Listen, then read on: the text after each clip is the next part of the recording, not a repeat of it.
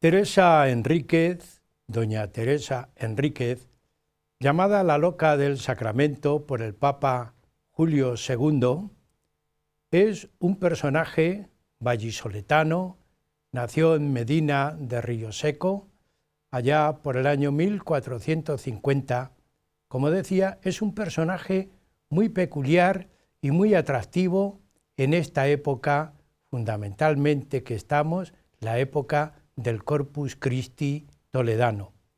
Hemos pensado en destacar un personaje que tenga relación con la festividad del Corpus de Toledo.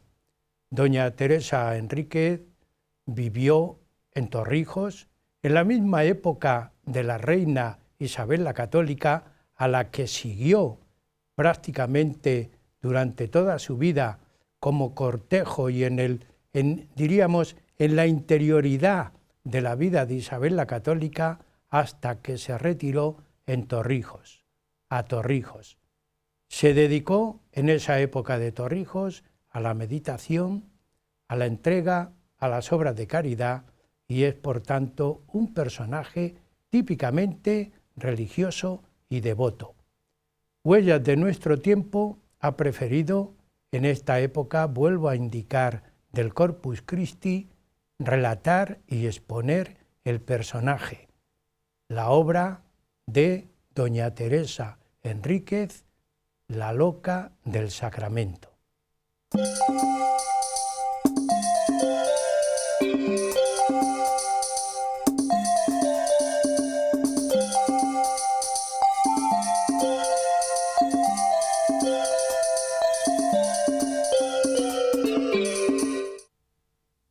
Personaje, doña Teresa Enríquez, muy devota, dedicada a la contemplación y dedicada al Santísimo Sacramento. Este personaje vive en Torrijos mucho tiempo y en esa época ella se dedica a la meditación, también al culto del Santísimo Sacramento en la colegiata del Corpus Christi de Torrijos. La podemos considerar la pionera de la Hermandad del Santísimo Sacramento. Hermandad que empieza en Torrijos, se distribuye, se extiende por España, incluso llega a América y a Europa. La archicofradía, del Santísimo Sacramento de Torrijos es la primera hermandad sacramental que hay en España. Podemos citar allá el año 1508. Pensamos que vale la pena extender a este personaje para que ustedes lo conozcan. Es un personaje religioso, católico, que está en proceso de beatificación. Por ese motivo, en la festividad del Corpus Christi hemos pensado que exaltar la figura es como promocionar el Santísimo Sacramento. Tenemos en el estudio a dos invitados ya conocidos por ustedes, a don José María Gómez Gómez y a don Miguel Ángel Dionisio Vivas, estudiosos y además seguidores del personaje de doña Teresa Enríquez. Ellos son estudiosos, pero también vividores del personaje de alguna manera, y por ese motivo están invitados nuevamente al programa. Don José María Gómez Gómez, ya conocido, muy conocido en este plató, catedrático de literatura y el gran poeta. Yo diría, cuando viene José María al programa, viene la poesía de la Cofradía Internacional de Investigadores, que ahora tenemos la suerte de estar en la junta directiva, él. Y al lado a don Miguel Ángel Dionisio Vivas, un estudioso de todos los temas religiosos de la diócesis. Y hoy nos va a hablar de un motivo importante para la diócesis toledana, además de enlazar la figura de doña Teresa Enríquez con la época de Cisneros que él es estudioso de todos esos motivos históricos porque es doctor en historia, además de profesor en otros temas. Pero bien, como siempre, iniciamos el programa con una pregunta, una cuestión que sitúa al programa. Vamos a situar el personaje, José María. El personaje, doña Teresa Enríquez, no es de Toledo, es vallisoletana, pero como si fuera toledana. ¿No es así? La mayor parte de su vida y de su gran obra se realiza en Torrijos, en la diócesis de Toledo. Pero hay que situarla a mediados del siglo XV, vástago de una de las familias de la más alta nobleza castellana, los Enríquez, y bueno, su nacimiento, la fecha de su nacimiento, incluso de sus propios padres, pues todavía sigue siendo un enigma por aclarar totalmente, ¿no? En fin, se suele estimar de ella, sobre todo, que es hija de don Alonso Enríquez de Quiñones, que era a su vez hijo de don Fadrique Enríquez, casado con doña Teresa de Quiñones, que serían los abuelos de doña Teresa. Pero el problema viene que don Alonso Enríquez, cuando a la hora de su muerte redacta su testamento, no menciona a doña Teresa, a su hija. Claro, se sabe que don Alonso Enríquez la tiene de un primer matrimonio, con doña María de Alvarado y Villaquirán, y claro, no sabemos si es hija de legítimo matrimonio o si fue una hija natural. Sobre eso, los historiadores y los cronistas que han atendido este tema, pues abundan, sobre todo que si es hija natural o es hija bastarda, incluso, que ya estuviese el propio don Alonso casado con su segunda mujer, doña María de Velasco, que es con la que tiene los 7 hijos que menciona en su testamento. Hay incluso algún cronista que la menciona como hija de quien tenemos por su abuelo, de don Fadrique. Total, hay bastante oscuridad en torno a esos temas. Entonces no sabemos si doña Teresa Enríquez es prima hermana del rey don Fernando el Católico o es más bien prima hermana de su madre, ¿no? O hermana. Hay un lío bastante grande en este sentido. Bueno, lo normal es aceptar que efectivamente nació a mediados del siglo XV, entre 1450 y 1454, que su padre es Alonso Enríquez de Quiñones y su madre doña María de Alvarado. Por eso ella es llamada doña Teresa Enríquez de Alvarado, ¿verdad? Y que sería prima hermana del rey don Fernando el Católico. Ella se cría, sin embargo, con su abuela, doña Teresa de Quiñones. Eso sí, lo tenemos como dato seguro, y posiblemente nació en Medina de Río Seco. Tampoco hay certeza absoluta de dónde nació.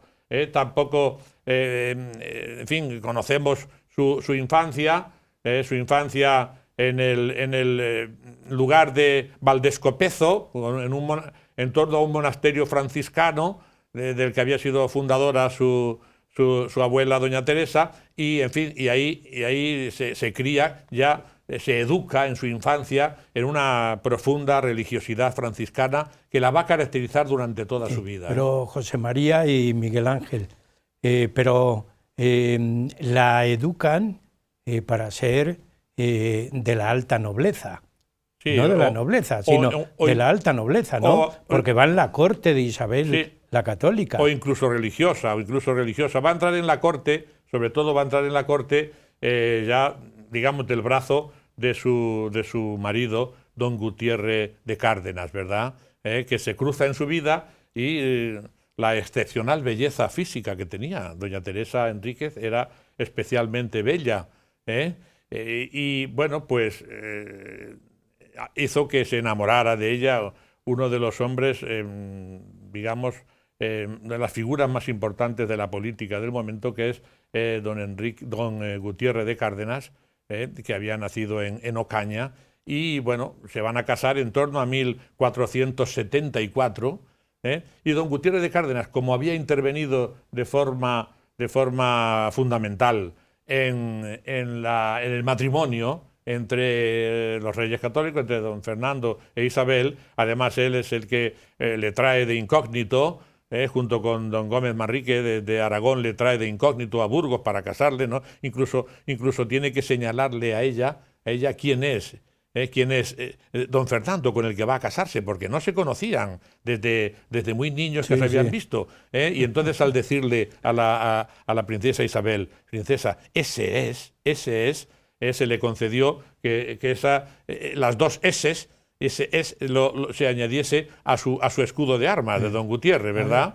No sabíamos eso, Miguel Ángel, que tú eres un estudioso de este tipo de cuestiones. Ese es... Es un dato curioso que nos proporciona José María.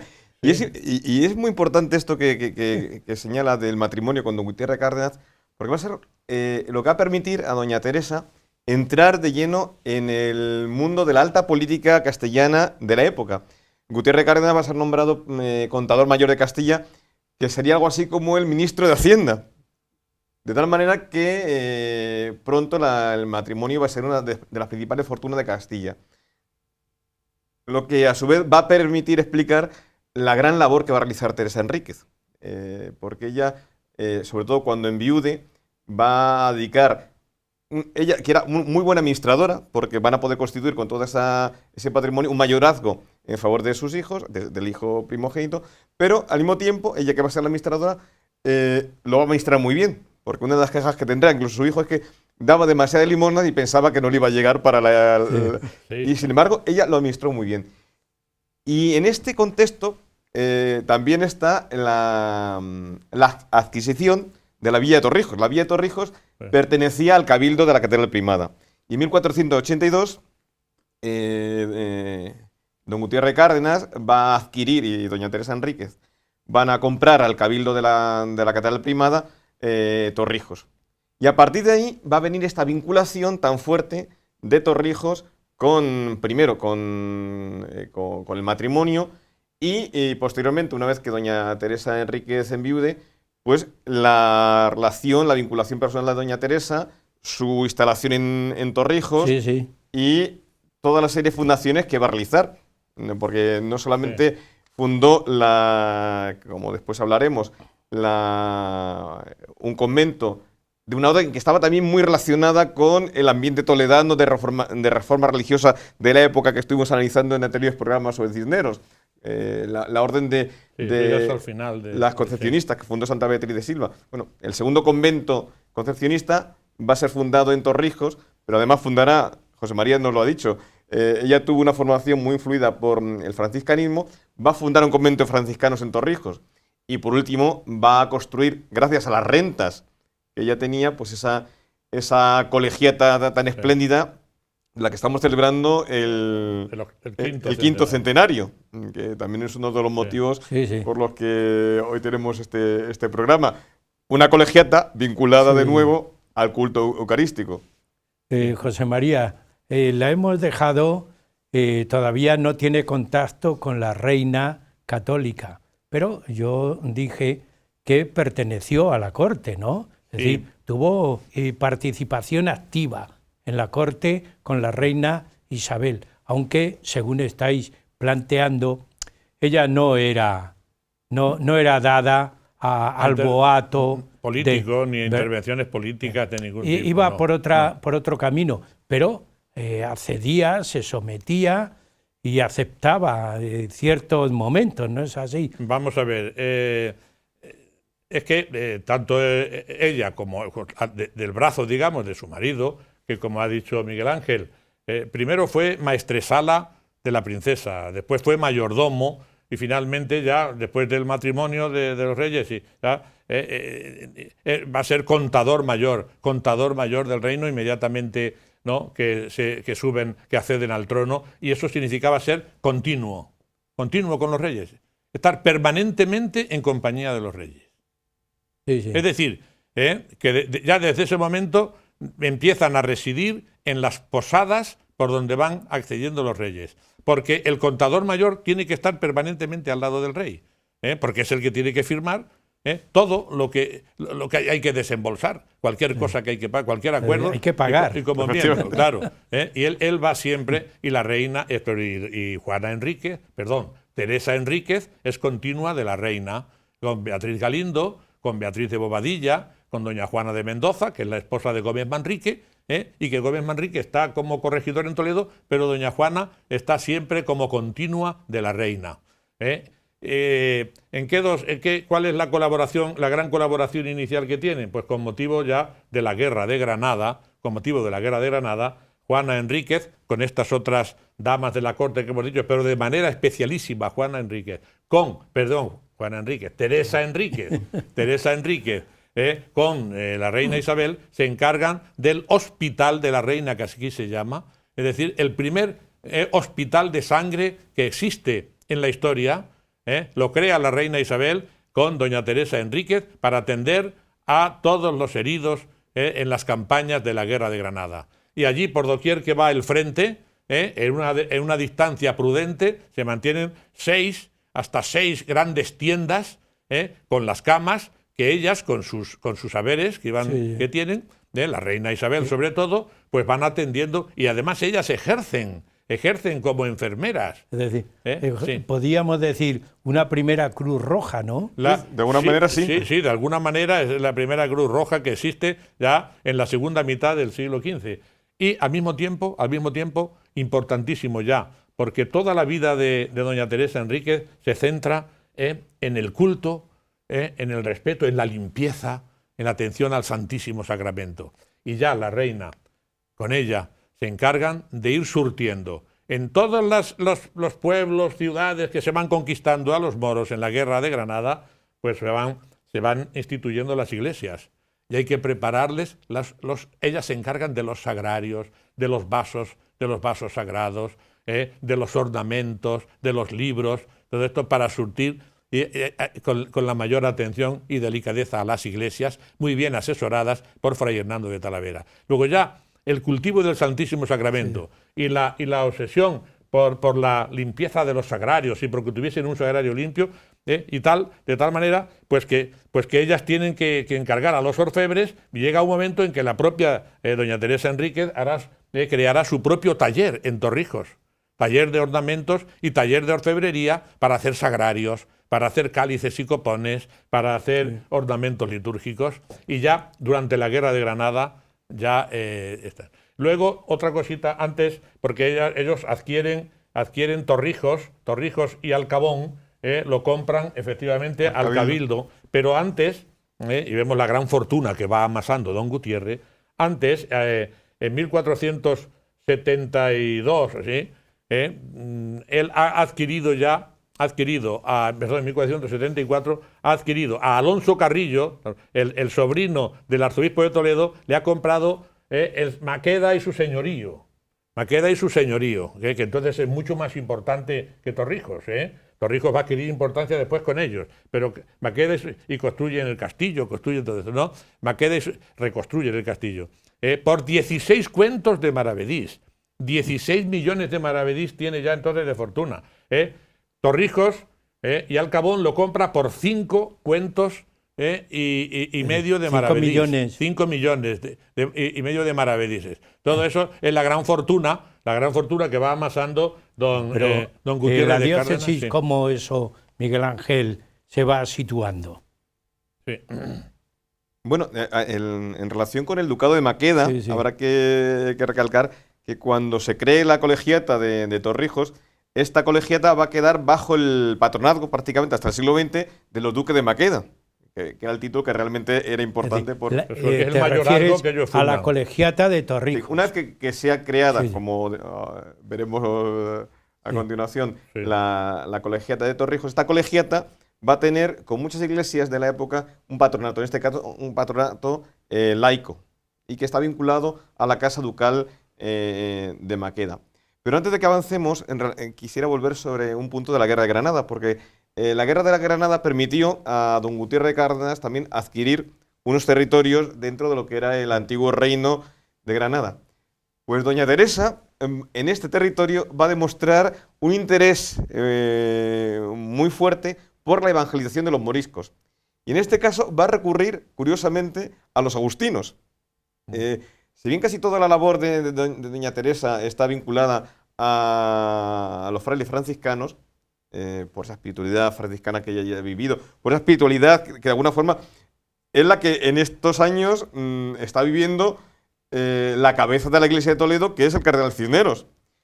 Pues bien, ella para atender, porque era una de sus preocupaciones, porque siempre la adoración eucarística, el culto eucarístico, va unido inseparablemente a la atención, a la preocupación, a las obras de caridad.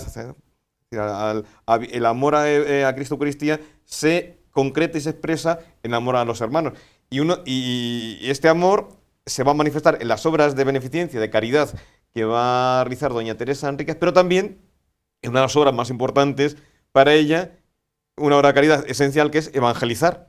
Y por eso ella va a promover la evangelización por medio y a través de los agustinos de los moriscos granadinos de los territorios que le correspondían a su esposo. La Taja de Marchena. Efectivamente, Marchena. Taja, que sí, con H, pero la Taja de Marchena, pues, que es ese espacio que le correspondió, sí. Efectivamente, bueno. Estamos haciendo la semblanza del personaje. Está en la corte, está en Granada y se ha casado bien casada, con posibilidades para poder luego hacer esa divulgación religiosa y caritativa que va en su propia esencia, ¿no? Como persona. Pero al casarse habrá dedicado algún tiempo a la familia y a su familia. Sí, efectivamente. Hay que señalar que también don Gutiérrez, y ahora pasamos a eso, don Gutiérrez también es parte importante en la elección de Cisneros, y ya tú de esto hablarás un poco más seguramente, ya de Cisneros en la vida de don Gutiérrez y sobre todo en la vida luego ya de doña Teresa Enríquez, ¿no? Sabemos que cuando Cisneros recibe la bula y le enseña la bula a la reina, que él o se le cae o la arroja y se va y se retira, a quien envía para que le dé la respuesta, porque sin duda es quien más firmemente, él y tal vez el cardenal Mendoza, es Gutiérrez de Cárdenas el que ha señalado a Cisneros para arzobispo de Toledo. Luego hablaremos después del descanso. Lo cierto es que va allí. Pero yo quiero que aclares con esto, la familia. Bien, bueno, pues tienen 3 hijos, don Diego, don Alfonso y otra hija, doña María, y don Diego es el mayor, que va a ser el heredero del mayorazgo de Maqueda, ya como primer duque de Maqueda, y don Alfonso, que era el predilecto, quizá porque era más avispado y era más... Va a tener un fin desastrado, y ya va a empezar un poco el calvario aquí también, como empieza el calvario de la reina con la muerte de su hijo, también el calvario de doña Teresa empieza con la muerte de su hijo Alfonso en las fiestas de las bodas del hijo de Isabel la Católica, del príncipe don Juan, con doña Margarita de Austria en Burgos, precisamente en un alarde de caballos. El caballo suyo se encabritó de tal manera que cayó Alfonso Enríquez de Cárdenas y Enríquez, cayó al suelo y el caballo sobre él y lo aplastó, muriendo a las pocas horas. Estamos viendo un dibujo sobre ese asunto, cuando la muerte con la guadaña aparece ya, digamos, trayendo la tragedia a doña Teresa Enríquez. En 1503 va a morir su marido, Gutiérrez de Cárdenas, posiblemente de una pulmonía, y, en fin, sobre su confesión, posible confesión en Alcalá, donde muere con el cardenal Cisneros, es otra cosa muy importante que conviene destacar. Y al año siguiente, en 1504, muere la reina Isabel, y ya ella, muertos los 2 pilares que la sostenían en la corte, se retira definitivamente a Torrijos, donde la vemos ya pues en 1500... 1505 de forma ya permanente, casi sin moverse de allí ya. Bien, llegamos a la mitad del programa, Sí. pero tenemos aquí ya situada a doña Teresa Enríquez, el personaje, y continuaremos destacando ciertas cuestiones en la segunda parte. Amigos, un descanso y seguimos con ustedes en el programa Huella de nuestro tiempo.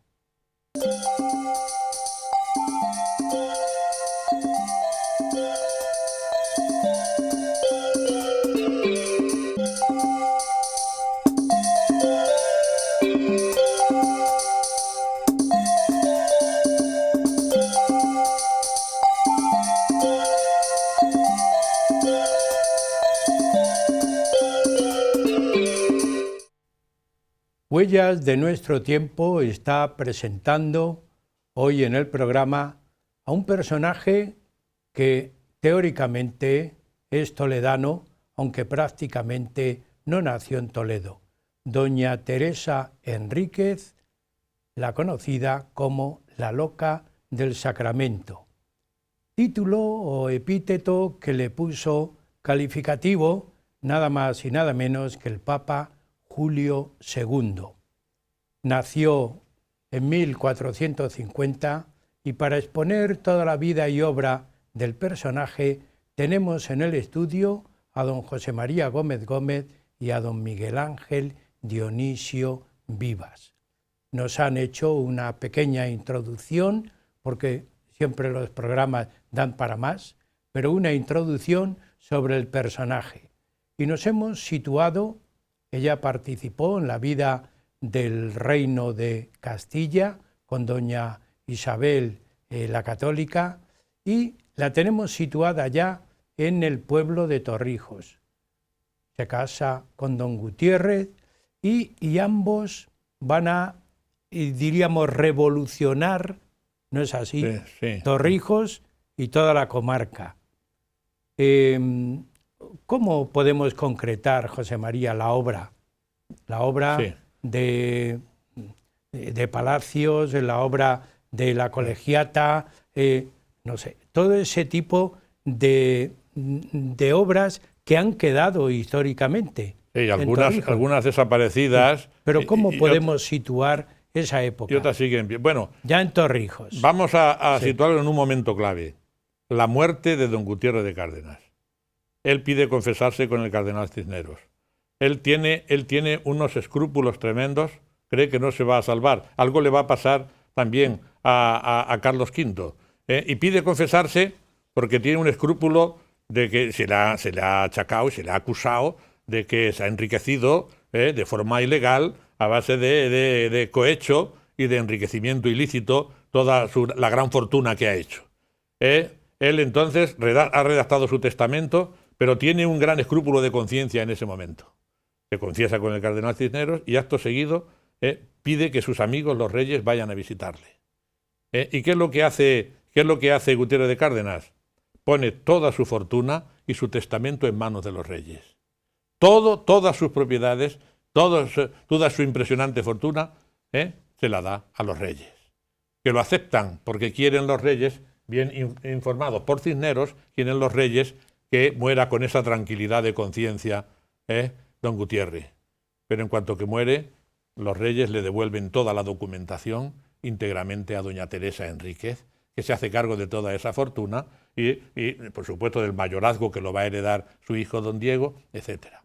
Pero doña Teresa, que siempre ha tenido una propensión total a las obras piadosas y a las construcciones piadosas, va a dedicar toda esa inmensa fortuna, la que ella le quede, aparte del mayorazgo, a esas obras pías. Y así construirá, aparte del palacio que ya habían construido en Torrijos para vivir ellos, el palacio que después que se conserva en una finca en el Alamín, la fachada, y que el gran artesonado se conserva en el Museo Arqueológico Nacional. Estamos viendo ahora la finca del Alamín con la fachada del palacio de don Gutiérrez, el artesonado que está en el Museo Arqueológico, ¿verdad?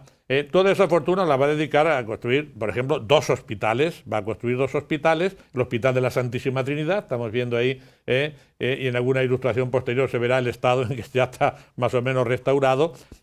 El Hospital de la Consolación, asimismo, también se va a dedicar a la obra piadosa de la limosna y construirá sobre todo el gran monasterio que le llaman el segundo San Juan de los Reyes, el monasterio de Santa María de Jesús en Torrijos de frailes franciscanos, ¿no? Todas esas obras las tiene y las está manteniendo, así como el Colegio de la Piedra para atención de los niños pobres y desvalidos, o el Colegio de Clerizones, que después construirá también para mantenimiento de los niños que sirvan luego en la colegial.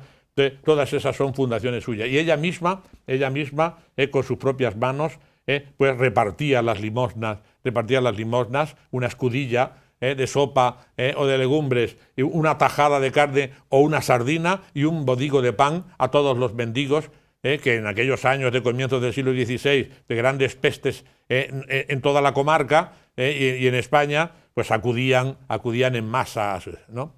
Y en medio de todo eso, ella mantiene, por supuesto, su principal preocupación es el Santísimo Sacramento. Miguel Ángel, doña Teresa y el Santísimo Sacramento, que es también una de las preocupaciones que este programa tiene en esta época del Corpus, ensalzar y destacar el Santísimo Sacramento. No hay ni palabras ni apelativos para poder aclararlo, porque el nombre ya lo dice todo. ¿Cómo situamos esta gran preocupación de ella? Pues ya antes hemos indicado como un aspecto esencial en la vida, en la espiritualidad de Teresa Enríquez, es la devoción al Santísimo Sacramento. Y a partir de aquí va a venir lo que va a ser una de sus grandes aportaciones, la creación de una archicofradía del Santísimo Sacramento, pero curiosamente es consecuencia o viene a raíz de una intervención que tuvo Teresa Enríquez en Roma. Teresa Enríquez se entera, llega a sus oídos, que en ciertas parroquias de Roma, pues el Santísimo Sacramento estaba en vasos de poca calidad o bastante descuidado, que a veces cuando se llevaba el viático a los enfermos no se hacía con el decoro suficiente o se hacía muy pobremente. Y ella, a través de un fraile franciscano, va a enviar a Roma una serie de donativos, incluso también obras de orfebrería, para atender el culto del Santísimo Sacramento. Sobre todo, ella descubre que en la Basílica de San Lorenzo in Damaso, una basílica que está unida al edificio de la Cancellería, pues hay una cofradía sacramental. Y ella se va a preocupar mucho por ella. Y va a procurar que el Papa, que a la sazón era el Papa Julio II, pues también tenga preocupación por esta cofradía. De hecho, el Papa se va a inscribir como hermano cofrade. A partir de ahí va a ser cuando Teresa Enríquez va a tratar de reproducir en Torrijos algo similar. Va a ser el momento en el que ella va a pedir al Papa la erección de la archicofradía del Santísimo Sacramento en Torrijos, y es el momento en el que el Papa, ante esta efusión de devoción eucarística de doña Teresa Enríquez, es cuando la va a denominar la loca del Sacramento, embriagada con la sangre de Cristo. Con el vino celestial. Sí. Y con el vino celestial. Bueno, pues doña Teresa va a crear en Torrijos esta archicofradía con la finalidad de fomentar, de cultivar, de dignificar el culto al Santísimo Sacramento. Y como consecuencia de la creación de esta cofradía vendrá la erección de la colegiata de Torrijos, porque y yo creo que esto es un paralelismo muy curioso. Igual que Cisneros, para la dignificación del culto eucarístico en la Catedral de Toledo y de la solemnidad del Corpus, va a hacer que se construya por parte de Enrique de Arfe esa gran estructura, esa torre, para albergar la custodia que él había comprado de la testamentaria de Isabel la Católica.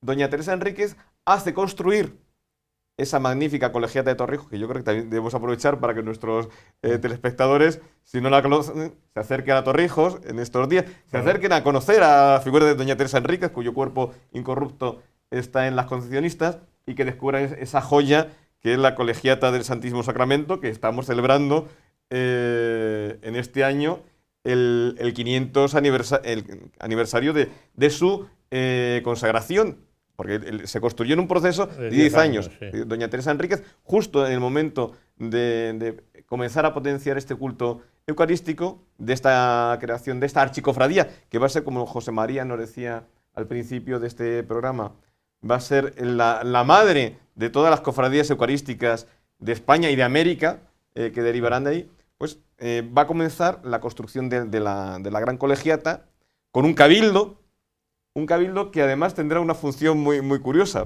Los capitulares, los canónigos de la colegiata de Torrijos, una vez que ésta sea erigida, pues tenían como una de sus funciones la de informarse de aquellos lugares, aquellas parroquias, no solamente de la diócesis de Toledo, en las que, bueno, pues había pobres tabernáculos o había vasos de poca calidad, para tratar de atenderlos, proporcionarles sagrarios en condiciones, procurar que hubiera vasos eucarísticos dignos. Luego se creará, como también nos decía José María, pues toda esta pequeña industria de culto eucarístico, taller, ornamentos. Pero esto es como consecuencia, sería de alguna forma el contenedor de lo que para ella era mucho más precioso, que era el culto al Santísimo Sacramento. La podemos considerar una locura, una bendita locura de esta persona, ¿no? Hombre, José claro, María. Era la santa, la boba de Dios, le llamaba también el Papa, embriagada del vino celestial, loca del sacramento, y ella en los estatutos establece, primero la cofradía la establece en la parroquia, que entonces existía, después tiene que pedir un breve también al Papa para poderla trasladar esa cofradía a la colegiata que ella ha construido con esa idea, ¿no? La colegiata, que desde el punto de vista artístico es una joya del gótico tardío, y bueno, y con resabios también de estilo plateresco isabelino, como es la portada, la magnífica portada, donde el emblema es el único que está adornado, porque ella no quería grandes adornos para que toda la atención se fijase en el Santísimo Sacramento. Pero la portada tiene como tema central, precisamente en el tímpano, también un Santísimo Sacramento, ¿no? Ahí lo estamos viendo, es como un altar, como un pequeño retablo magníficamente trazado, con el cáliz y la sagrada forma, ¿verdad? Presidiendo la entrada noble de la... todo lo demás está exento es sobria, como vemos, construida, según el profesor Azcárate, mi profesor de Historia del Arte en mis años universitarios, gran estudioso, magnífico estudioso del arte, por Antón Egas, que era el suegro de... Enrique Egas. Era el suegro, de Alonso de Covarrubias, sí, que trabaja también aquí, ¿no? Y padre de Enrique Egas. Sí, efectivamente. Bien, pues, o hermano, es que ahí también tenemos otro lío como sí, con doña Teresa Enríquez. Bien, lo cierto es que, bueno, el magnífico retablo... Bueno, ahora estamos viendo en este momento la capilla del Santísimo Sacramento de San Lorenzo in Damaso, donde fundó precisamente, he conseguido estas fotografías que me las ha cedido nuestra compañera de la cofradía, Rocío López, también, la Basílica de San Lorenzo in Damaso, que es donde ella funda la cofradía del Santísimo Sacramento, inicialmente. Después pedirá también otro breve al Papa, y esa es concretamente la capilla, donde hay además hay una inscripción allí. Ahí tenemos a Rocío López señalándonos cómo precisamente por su sincera devoción y por su amor flagrante, dice, por su ardor hacia la Eucaristía, aquí Teresa Enríquez fundó precisamente la cofradía y la dotó, etcétera, en el año 508, es la fecha que pone ahí también, ¿no? Y que precisamente es el año que ella también quiere que se... como me han mandado la fotografía, Rocío López, la estamos viendo y le agradecemos la atención del origen de las cofradías allí tenía en que San haber Lorenzo venido y al Dámaso. programa. Sí, pero está tareadísima eso. Tenía que estar con nosotros. Efectivamente, sí, porque ella además ha sido secretaria de la parte diocesana del proceso de beatificación, cuya positio fue aprobada ya a finales del año pasado y ahora está pues en el dictamen de los santos, que va avanzando el proceso de beatificación. Seguimos un poco con doña Teresa Enríquez.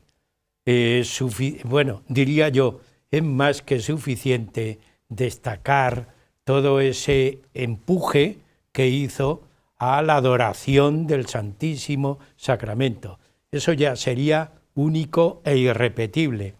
Pero a mí me parece que trascendió también, no se contentó con quedarse en Torrijos, tiene alguna relación fuera de Torrijos, por ejemplo, el tema de los cautivos de aquella época, que era famoso, destacable, incluso necesario, diríamos, la Cruz Roja llevada a otro terreno. Miguel Ángel. Sí, en efecto, uno de los grandes problemas que nos encontramos a principios del siglo XVI es la cantidad de cautivos cristianos que había en el norte de África, fruto pues de las incursiones, o bien en la costa española e incluso italiana, o bien del asalto a barcos que navegaban por el Mediterráneo occidental por parte de los piratas berberiscos. Muy conocido el episodio de Cervantes, preso en Argel, aquella obra que después escribió Los baños de Argel. Pues era muy usual en esta época que muchos cristianos permanecieran cautivos en cárceles del norte de África.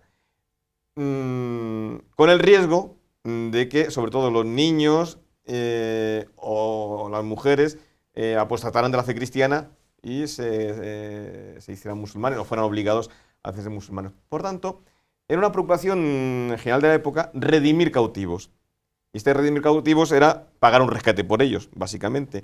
Esto lo hacían fundamentalmente, se encargaban de ello los frailes mercedarios, que eran uno de sus núcleos fundamentales en su carisma, el tratar de redimir estos cautivos. Entonces recolectaban limosna por todo el reino y después, cada X tiempo, marchaban a Argel o marchaban a las plazas del norte de África donde hubiera cautivos y compraban la libertad de esos cautivos que cuando venían a España eran recibidos con, pues, entre grandes agasajos. Cisneros, si recordáis, hablábamos de ello, también se dedicó a redimir cautivos. Isabel la Católica dedica una parte de su testamento. Era muy usual en los testamentos de la época dedicar una serie de mandas a la redención de cautivos. Pues doña Teresa también se preocupó de esta redención y dedicó ingentes sumas para que estos cautivos pudieran regresar a España. Ella se vio muy afectada al recibir los cautivos liberados, primero en Álora, la bien cercada. De ahí se mandaron las primeras cadenas que se mandaron a San Juan de los Reyes, fueron de los cautivos rescatados en Álora. Después también asistió al rescate de los cautivos en Málaga, cuando la conquista de Málaga volvieron a enviarse cadenas. Y después cuando también la rendición de Granada, ¿verdad? Ella contó con un auxiliar que le orientaba muchísimo en esto, posiblemente por encargo de Cisneros, y era un venerable padre Fernando de Contreras, que estaba allí precisamente en Alcalá, y que por intermedio de, una vez más, también de Cisneros, ella le nombra capellán de la colegiata, y viene un tiempo y organiza la colegiata, organiza todo el servicio del culto y además organiza esos dos, estamos viendo la imagen del padre Contreras, organiza esos dos colegios de que hablamos, el Colegio de la Piedra y el Colegio de los Clerizones, pero él está obsesionado con la redención de cautivos porque era fundamental en aquellos años la gran cantidad de cautivos que seguían en territorio musulmán, y doña Teresa le da ingentes cantidades de dinero, todo lo que dispone y lo que no puede dedicar a la construcción de la colegial, le da dinero al padre Contreras para rescatar cautivos y se hace famosísimo en Andalucía. En Sevilla es toda una institución el padre Contreras por el rescate de los cautivos, fundamentalmente con el dinero de doña Teresa Enríquez, ¿verdad? Hay una cuestión muy breve, porque ya estamos al final del programa. Habíais hablado de Maqueda, de Torrijos. La diócesis de Toledo es amplísima, por eso era la archidiócesis toledana. Miguel Ángel, ¿qué ocurrió en aquella época? Pues hubo un momento especialmente crítico a la muerte de Cisneros. Cuando Cisneros fallece en 1517, inmediatamente el emperador, bueno, aún no era emperador, el rey Carlos I, va a hacer que no se provea, va a mandar cartas al cabildo para que no elijan sucesor y va a buscar el sucesor de Cisneros, alguien que era radicalmente distinto a Cisneros. Incluso rompiendo con lo que había sido la tradición de los reyes católicos de escoger para las diócesis de Castilla a gente procedente de la hidalguía media, que habían estudiado en universidades, el rey Carlos I elige para arzobispo de Toledo y primado de España, la sede más importante del reino, a un extranjero, que era algo que los reyes católicos habían intentado evitar por todos medios, y además un noble muy importante, que era sobrino de su consejero, el sobrino el señor de Chievres, don Guillermo de Cura. Guillermo de Cura era un joven, tenía pues, en torno a los 20 años cuando le nombra Carlos I arzobispo de Toledo. Ya era arzobispo de Cambrai y duque de Cambrai en Francia, pertenecía a una de las grandes familias nobiliarias flamencas, era abad de una abadía cisterciense, de las más importantes también de los Países Bajos, y el rey, a pesar de la oposición, no solamente del Cabildo de Toledo, sino de las propias Cortes castellanas, decide nombrarle rey. Arzobispo de Toledo. Y al mismo tiempo, el tío del nuevo arzobispo, el señor de Chievres, que era realmente quien gobernaba en nombre del adolescente Carlos I, y que va a ser uno de los principales responsables de la posterior revuelta de las comunidades por su política de exacción monetaria desde la Corona de Castilla, pues Chievres, pensando que el arzobispado de Toledo era muy amplio y que podía ser una fuente de oposición al poder real, logra del Papa León X, en el año de 1518, la partición y la erección dentro de la diócesis de Toledo de otras dos diócesis independientes. Una diócesis en Talavera y otra diócesis en Alcalá de Henares. El Papa, con la bula de erección, dota a ambas diócesis de su catedral, de su cabildo, pero claro, esto generó muchísima oposición. De tal manera que al final se llegó a una especie de compromiso. El Cabildo de Toledo, a pesar de la reticencia y del rechazo que había mostrado al nombramiento del nuevo arzobispo, de un extranjero, de alguien tan joven, pues decidió aceptar el mandato real, pero con la condición de que la partición de la diócesis no se llevara a efecto. De tal manera que inmediatamente, todo esto en un año, en 1518. Es una aclaración de la época muy interesante. Inmediatamente el rey logró del Papa León X de nuevo la anulación de las bulas y la reintegración de todo el territorio diocesano de Toledo. María, nos queda muy poco de tiempo, pero yo quiero por lo menos una cuestión.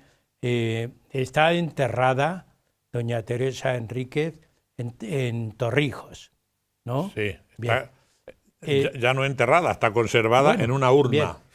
Bien, pero ahí está. Yo quería que aclararas eso. Primero la relación de ella con las concepcionistas y después su ubicación de la urna. En efecto.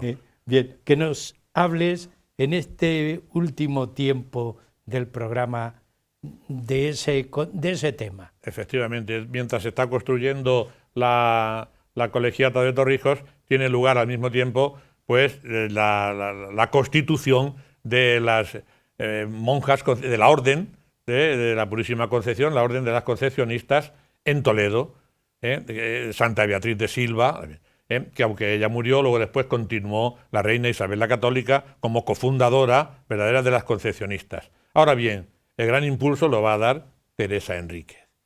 Si el primer convento de las Concepcionistas es es Toledo, el segundo, y quizá más influyente y convento madre de grandes conventos en toda España, es el convento que ella funda en Torrijos, que existe todavía, aunque bueno, estamos viendo lo que es ahora el Ayuntamiento de Torrijos, que ahí fue el Palacio de Don Pedro el Cruel, donde ahí tenemos el aspecto antiguo, donde Teresa Enríquez pues situó la fundación de la orden concepcionista en Torrijos, reservando para ella unas habitaciones y una puerta siempre abierta por donde pudiese entrar, lo cual era también una bula que le concedió el Papa. La gran cantidad de bulas, cualquier cosa que pedía los papas se lo concedían inmediatamente, porque como sabían que era todo generosidad y caridad lo que ella hacía, desde ese convento salieron pues para fundar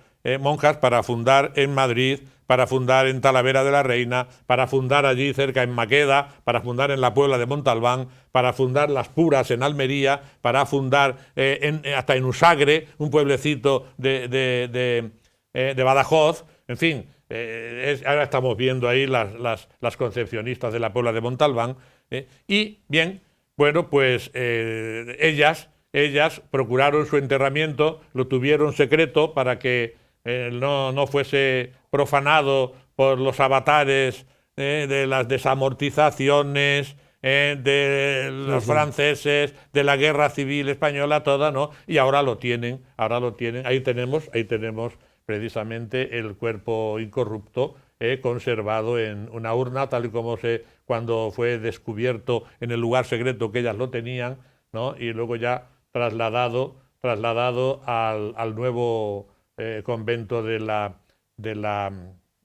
Concepción, de las concesionistas, donde ahora se venera y lo mantienen ellas con todo amor, lógicamente. No obstante, primero fue enterrada en el convento franciscano de Santa María de Jesús, junto a su marido, don Gutiérrez de Cárdenas, con idea de que después se les hiciese un monumento sepulcral, que es el que estamos viendo en la colegiata. Pero esto es solo un cenotafio, es una piedra sepulcral. Ahí yo creo que no están ni los restos tampoco de don Gutiérrez, están las estatuas yacentes de ambos, y se conserva en el coro de la colegiata, pero repito, los restos de ella con su cuerpo incorrupto permanece en el nuevo convento de las Concepcionistas. Bien, llegamos al final. Miguel Ángel y José María, no podemos terminar ningún programa donde estáis vosotros dos sin que José María nos obsequie con uno de sus poemas, porque si no, no terminaríamos bien el programa, José María. Efectivamente. Así que, si está preparado... Solamente una puntualización, saber que luego después la Cofradía del Santísimo Sacramento, fundada en Roma, en San Lorenzo in Damaso, se ascribió a la iglesia de Santa María sopra Minerva, donde la ceremonia que se celebraba, que era una procesión por las naves, ha permanecido en la tradición del Santísimo Sacramento en España como la procesión de Minerva. Lo digo porque en mi querido pueblo, en Parrillas, lo mantenemos los terceros domingos de mes. En muchos pueblos de la diócesis sigue esta tradición el tercer domingo de mes celebrar la Minerva, esta procesión eucarística dentro del templo. Que sepan que es una ceremonia que proviene de la cofradía en la iglesia de Santa María sopra Minerva de Roma, fundada por Teresa Enríquez. Y ya sin más, voy a dedicar estos breves versos, este soneto a Teresa Enríquez, como loca del sacramento. Su vida siempre fue la Eucaristía, el culto de Jesús sacramentado, del Dios vivo que en pan se nos ha dado, alimento y afán de cada día. Con sus manos, con qué emoción, cernía y recentaba el trigo triturado, estrujaba el racimo ya cuajado y en bendecidas orzas lo vertía.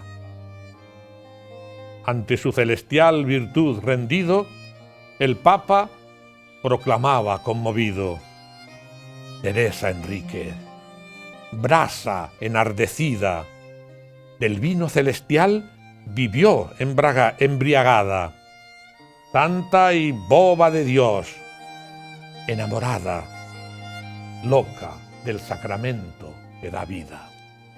Bien, pues muchas gracias a los dos. Muchas gracias, y Andrés. también tenemos que agradecer que nuestros telespectadores siempre están pendientes de los programas donde estáis los dos. Así que gracias a todos. Y también a ustedes, amigos, para que continúen en el programa Huellas de nuestro tiempo. Hasta el próximo programa.